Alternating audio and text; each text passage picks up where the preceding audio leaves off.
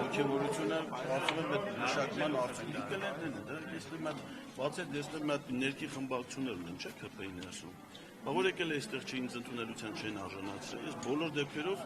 հաղորդում եմ չէ տվե հանցագործության մասին։ Մինչև Վճռաբեկ դատարան գիտեք քանի շահ դատ ունեն, վարույթներ է սկսել։ Ինչով էր պայմանավորված այդ որն ծափարությունը։ Ազերան versus Ազերան նախագծի կլենն է։ Որ ասում եք ներսում խմբակցություն ունեմ ԿՊ-ի ովքեր են ձեր։ Այդ այն բոլոր են պատգամավորներ, ովքեր ինձ խտրականության ենթադրել հանցանքի կատարելով ընդունելության չեն արժանացրել եւ նախաձեռնել վարույթ Իմ նկատմամբ այդ վերաբերմունքի համար եւ պետք է ենթարկվեն պատասխանատվության։ Այսպիսի գործեր հիմա բազում է։ Ես ցուցակ կներկայացնեմ։ Արթուր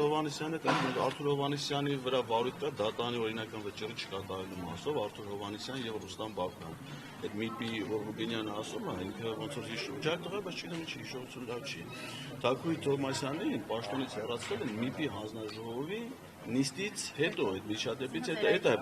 այդ ժամանակ Հովիկ Աղազարյանի ԿՊ խմբակցությունից այդ նիստի ժամանակ ասաց որ իրենք հարց են բարձրացնելու Թագուհի Թովմասյանին հեռացնելու ու դրանից հետո Թագուհի Թովմասյանին հեռացան այդ նիստի ժամանակ Ռուստամ Բաբկյանն ու Արթուր Հովհաննիսյանը ցուցաբերած խուլիգանական պահվածքի համար որ վիրավորանքներին միջեցրել են դատանի որոշում կա որ իզից ներողություն խնդրեն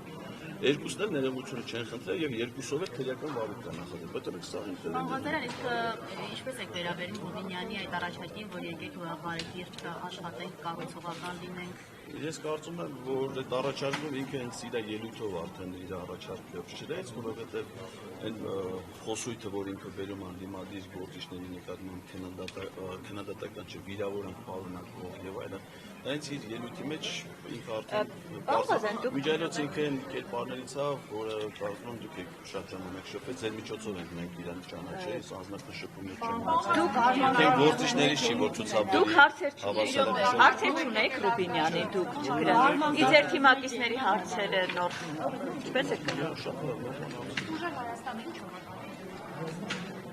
Հայտարարել եմ, Նիկոլ Փաշինյանի իշխանությունից հեռացնելու օրակարգը, դա մեր գլխավոր խնդիրն է, եւ մեր խնդիրն է նաեւ մեր ժողովրդի հոգսերը լուծելը մեր պատկերացնում թե ավելի կարճ ժամանակահատվածում Փաշինյանի Սահմանադրությունը տարբեր ռեժիմներ էր նախատեսում, նախ հրաժարական կարելի ցանկացած բանի է սահմանադրության, հետեւաբար տարբեր հանգամանքներում, տարբեր իրավիճակներում նա ինքը կարող է գիտակցված մոտեցում ցուցաբերի եւ հրաժարական ներկայացնել եւ մենք այդ պահանջը մշտապես ներկայացնում։ Ասենք ինքնական չէ ձեր Ոչ ինքնակամը ըստ սահմանադրության առաջին հնարավորությունը ներկայ կառավարության ծրագրի քննարկման ժամանակ, որովհետեւ եթե ազգային ժողովը հավանություն չի տալիս կառավարության գործունեության ծրագրին, ապա վարչապետը իրավունքի ուժը չէ, հիմա իրան տենց ես սխալ եմ համարում էլի պատգամավորներին որպես մեկ խմբավորում դիտարկելը, որովհետեւ սահմանադրությամբ յուրաքանչյուր պատգամավոր առանձին ներկայացնում։ Հիմա չգիտեք կառավարությունից ծրագիրը ներկայացրել, կարող է այնպիսի ծրագիր ներկայացնել, որ ԿՊ-ում գտնվեն մարդիկ, ովքեր որ դեմ են այդ ծրագրին կապված դրա բովանդակությունից։ Հիմա երբ որ ներկայացվի, հիմա երբ որ ներկայացնեմ, մենք մի քանի օր հետո կարծում եմ առիթը ունենա։ Թիմում աշխատողներ կան, ձեր թիմում ձերական աշխատողներ կան, որտեղ մամուլում գրվում էր, որ ազգային ժողովի փոխոսնակ ձեր թեկնածություններ քննարկվելու հետո բացարձակ որ շատ դեպքերում իրականություն է, եթե ոչ մեծամասն։ Մամուլի գրառումները իրականության հետ կապ չունեն, մենք ազգային ժողովի փոխոսնակի հարցը քննարկել ենք այսօր առավոտյան խմբակցությամբ։ Որոշումը դրանից առաջ երբևէ քննարկում չէր։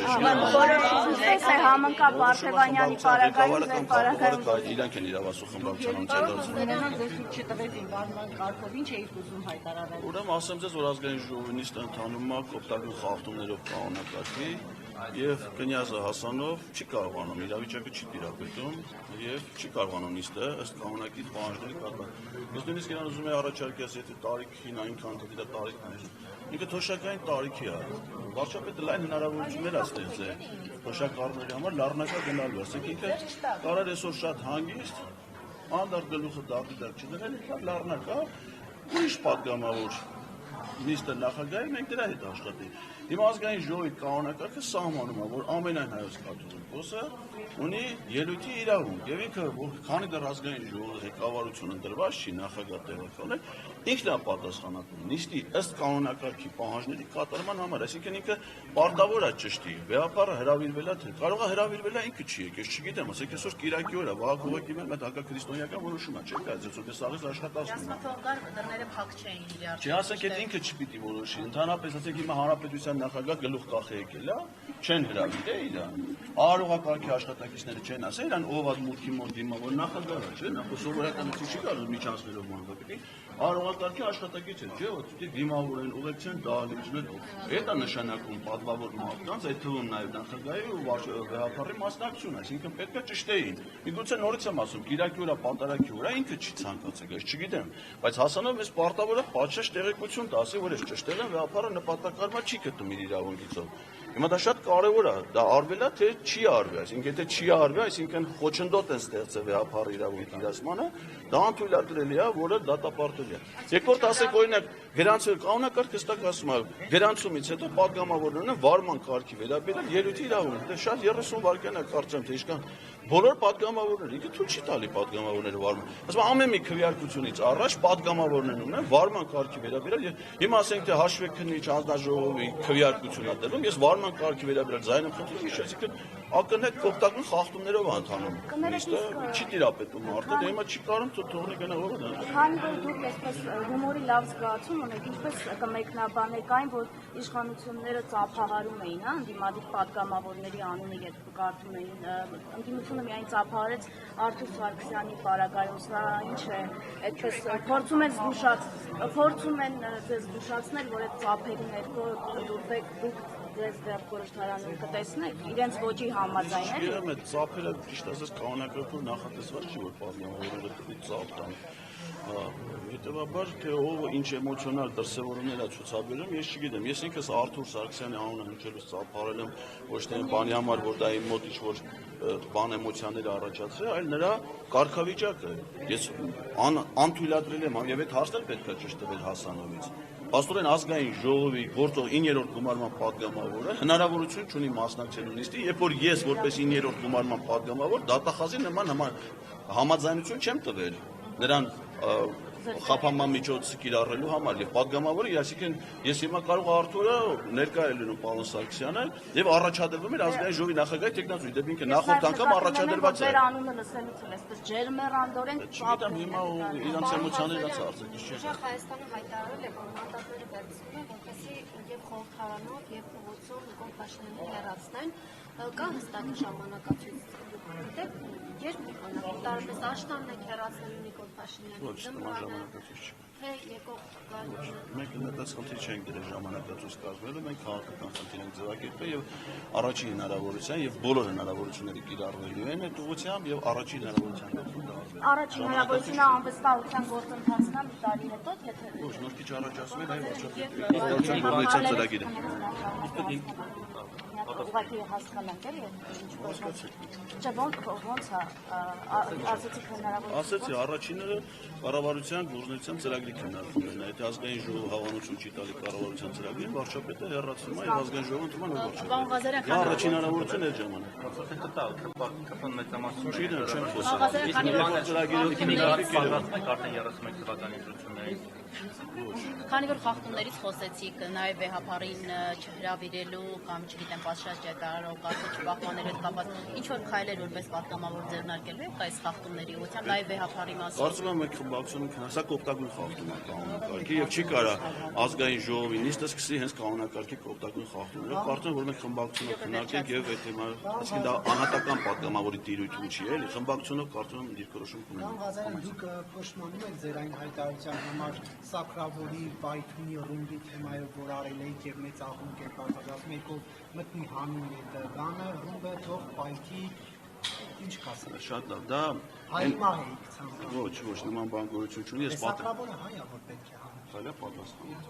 Ուրեմն այդ կապակցությամբ մի շարք պատգամավորներ, եթե ազգային ժողովի նախագահի հավակնորդը տեսանյութը հրապարակել ինձ իմ հասցեին անձնական վիրավորանքներ հնչեցնելով եւ այլն, ինչի կապակցությամբ ես պատրաստ եմ հայցով առաջիկայում դատել վերջնաժամկետի կարծեմ վաղնա, անպայման կտամ այդ հայցը, որովհետեւ նրանք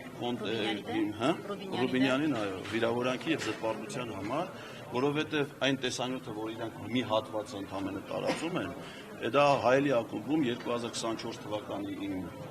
խոսքից է հատված, այն նույն ժամանակա, եթե նայեք կադրերի հետևի մասում Սրբազանի քայլերից կադրեր կան, այսինքն Սրբազան շարժման ժամանակաշրջանը եւ ինչ էր տեղի ունեցել ժամանակ, հանձնարարականն էին տվել հայ սակրավորներին, որպեսզի նրանք այն տարածքները, որոնք հանձնել են Ադրբեջանին, այդ 4 գյուղերը հարակից տարածքներ, ականազերծեն, նոր հանձնեն Ադրբեջան։ Եթե հիշում եք, բնան նաև հայտարարություններ անում, որ հեսա պայթյունները նրնելու ոչ բացի ականները պիտի պայթեցնեին, որ նաև թուրքերը լսեին դրա ձայնը։ Ես մինչև այդ հարցազրույցի ժամանակ դիմում եմ մեր սակրավորներին, ասում եմ՝ սիրելի զինվորականներ, սիրելի սակրավորներ, ձեր խնդիրը այդ տարածքները ականապատելն է, ոչ թե ականազերծելն է։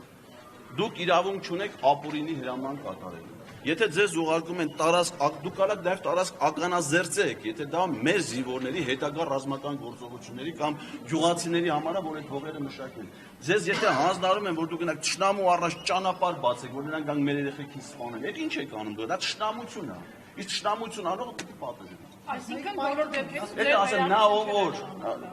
բայց ասում եմ իմաստը դա է, որ սակրավորը ինքը պիտի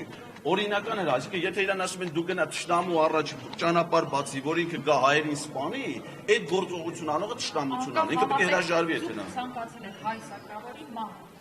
Գիտեք ինչ, կա զինվորականներ, որոնք բարեխիղճ չեն կատարում իրենց պարտական, հայրենիք են պաշտպանում։ Կան զինվորականներ, ովքեր դավաճանում են հայրենիքը, օգուտ են տալի թշնամական գործողություն։ Նրանք ովքեր դավաճանում են մեր հայրենիքը, արժանի են ամենայն պատժի։ Իսկ ովքեր պաշտպանում են մեր հայրենիքը։ Դուք ասում եք, որ Դաղստանյանի պատերի տակ յոլելու մասին արտահայտության մեկնաբանությունը։ Նման արտահայտություն Ես չեմ արձագանքի ձեզ Սրբազան հոր հանդեպ ձեր դիմելաձևի ոչ կոռեկտ Դուք ասում եք, որ ձեզ վիրավորել են, օրինակ Ռուբինյանը, մյուսները հայցիկ ներկայացնել, բայց շատերն էլ մեղադրում են ձեզ, որ դուք եք իրենց վիրավորել Facebook-յան գրառումներով եւ այլն, եւ հիմա եթե իրենք օրինակ հաշվության կամ համերաշխ աշխատելու կոչ են անում, դուք սրանք ո՞նց եք վերաբերում։ Օրինակ վերջին գրառումը դուք գրել եք, որ կա Հայաստան խմբակցություն, ուժեղ Հայաստան խմբակցություն եւ Արևմտյան Ադրբեջան, կամ դրանից առաջ օրինակ Ման Հակոբյանի մասին ասել եք, որ եթե կան իրեն տանը, պետք է Փաշինյանի տանը, պետք է իրեն քնեցնեն նոր տանը։ Այսպեսի բաներ կա, չեք կարծում, որ սա ամեն ինչը կարող է հետո հետևանքներ ունենալ։ Չեմ դա սովորական հրապարակախոսություն է եւ եթե հրապարակախոսության մեջ որևէ մեկը վիրավորանք տեսնում, կարող է։ Իջետ ասեմ, որ Ալեն Սիմոնյանը ինդեմ 3 քաղաքացիական հայցան ներկայացրել, Ռոմանոս Պետրոսյանը եւս մեր։ Դա ինչ է նշանակում։ Այսինքն որտեղ իրանք վիրավորանք տեսնում են, հիմա Ռոմանոս Պետրոսյանը Ղազարյան versus Ղազարյան իրան վերաբերող թողարկումը նստե սղագրել է եւ որպես վիրավորանք ներկայացրել է քաղաքայց։ Ուզում ասեմ որտեղ իրանք ես չպիտի կարծեմ, լսողը պիտի, եթե որևէ մեկը համարում է, որ հնչեցված խոսքը իր հասցեն վիրավորանք, դա քաղաքացիական հարաբերություն։ Մնացած դեպքերում դա հրապարակախոսություն։ Նորմալ է համարում։ Ազատ խոսքը վիրավորել Ես վիրավորել մտածում չունեմ, ես ունեմ հրապարակային խոսք, որը ունի իր առանձնահատկություն։ Շարունակելու եք։ Ինչպես է գնահատում այն, որ մինչև այսօր ոչ Ռուսաստանի Դաշնությունը, ոչ Չինաստանը, ոչ Իրանի հոգևոր առաջնորդը չեն շնորհավորել Փաշինյանին այսպես վերընտրվելու համար, սա ինչ մեսիջ է եւ արդյոք սա նշանակում է այդ ուժերը, այդ կենտրոնները, այսպես Հայաստանի ընտրությունները համարում են ոչ լեգիտիմ։ Հավելեմ նաեւ շարներով այն ԲԿ-ին դուրս թողեցին եւ այլն տեսան Ռուբինյանը փոխում էր ասել, որ ընտրիր ընտրությունները։ Հավելեմ նաեւ ձեր ցանկին, որ Փաշինյանին չշնորհավորել է Միացյալ Թագավորության վարչապետը, այսինքն ՄԱԿ-ի անվտանգության խորհրդի 5 մշտական անդամներից 3-ի ղեկավարները Նիկոլ Փաշինյանին չեն շնորհավորել։